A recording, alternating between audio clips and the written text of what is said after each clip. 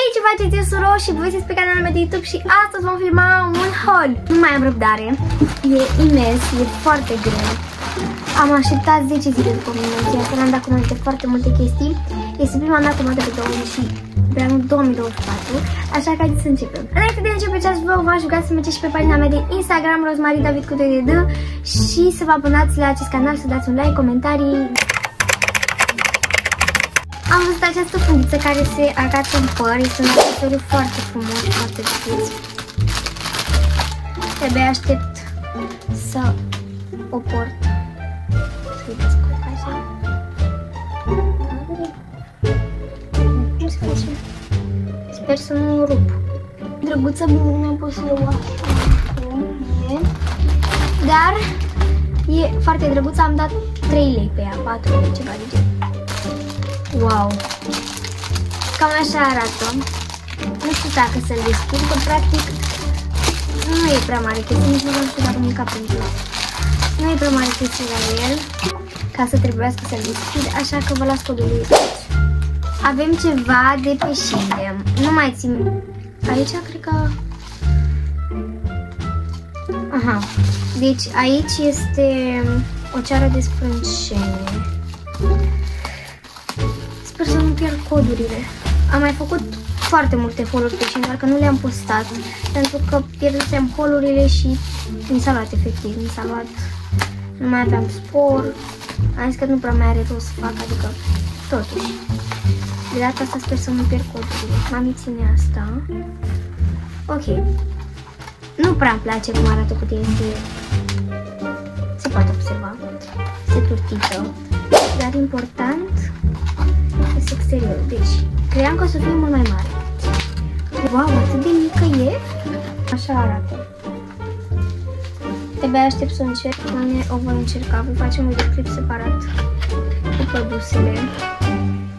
E super drăguță și super micuță. Acum am prins și de ce am dat doar 15 lei pe ea.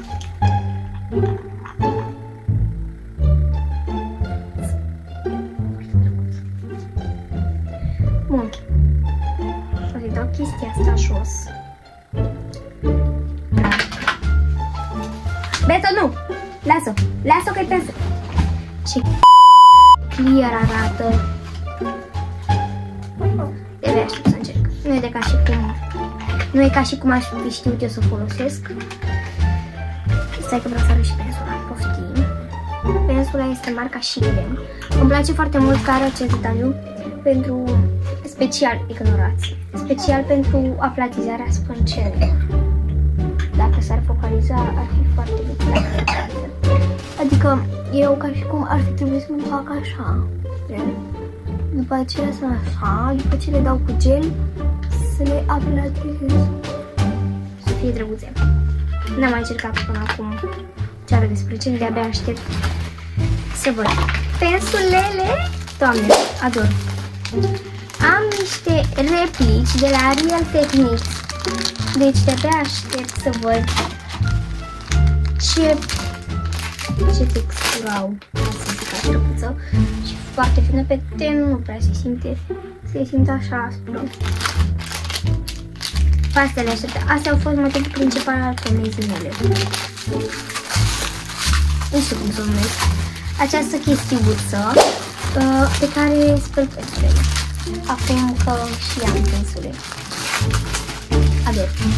Am organizatoare mici. Știu că sunt 2 la număr. Porfar, în care se fi machiaje, le-am luat special pentru tabără. Pentru că data trecută n-am avut de să mă pun. Nici asta nu cred că e mai vrea, dar cred că îmi fac mai multe chestii. El în imagine pare mult mai mare. Acum cum vede așa în 3. El așa în sine este foarte drăguț. Avem un borcanaj care din nou părea mult mai mare în imagine.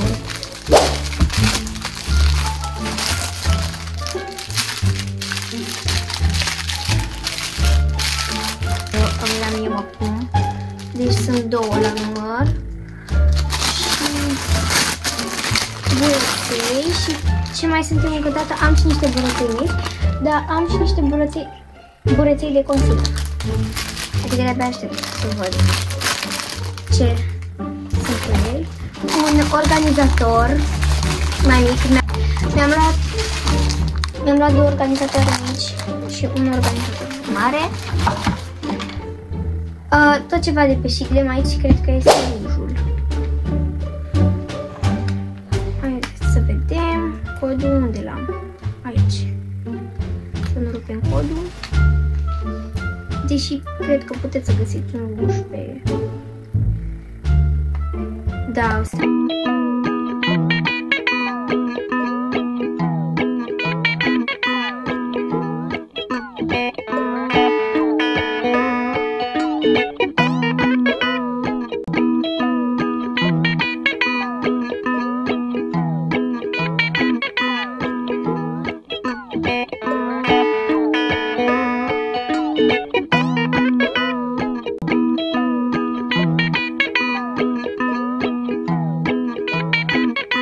Deci, el este nuanța Lift Off. Știu că pare puțin că am închisă, dar asta îmi place mie să pun.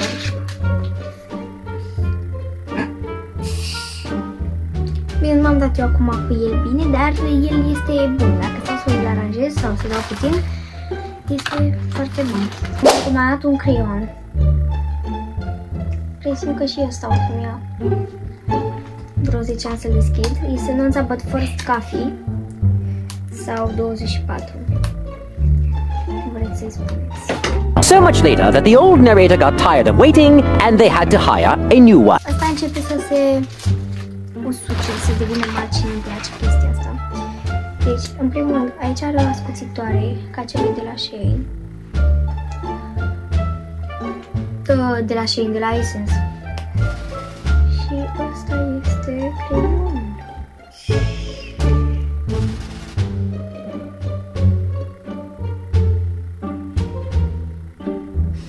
La aceasta de concealer.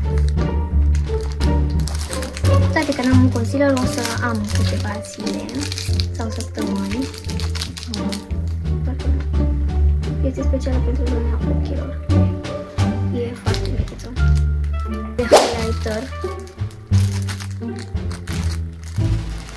Și atât așa foarte drăguță. E minunată, efectiv, e superbă, e mare, e tot ce trebuie. Asta tot trebuie a fost. Și mi-am luat un lip oil. Tot de pe Shiglem. Așa că aveam nevoie de ceva clear. Este hidratant, este foarte bun. Și am impresia că este Dior. Am crezut că vine fără pensulă ceara.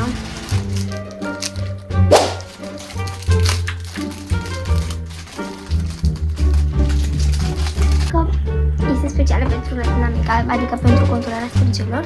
Așa că poate dacă o să-mi fac vreodată Latina Makeup, o să am cu ce să-mi fac. Degene. Eu foloseam o pensulă specială, adică pensulă de sprâncene, pur și simplu ca să nu mi se par. Acum sper doar să nu-mi scot ochii cu ea. E drăguț, am dat totuși o glei pe ea. După aceea am din ăsta pentru încălzitor. E foarte drăguț. Pinguin! Este, de fapt sunt niște chestii din astea argintii pentru cameră. Nu știu dacă are aici imagine. Deci aici are un cervețel. O să mi le pun mami, bineînțeles, pentru că ea știe. Ea se ocupă pentru din astea de argint. Foarte drăguțe. Cam atât a fost și cu acest vlog. Nu uitați, dacă v-a plăcut, să share-uiți prietenilor voștri, să vă abonați. Și da, eu sper că v-a plăcut, vă pup tare, tare, tare. Și noi ne vedem data viitoare. Pa!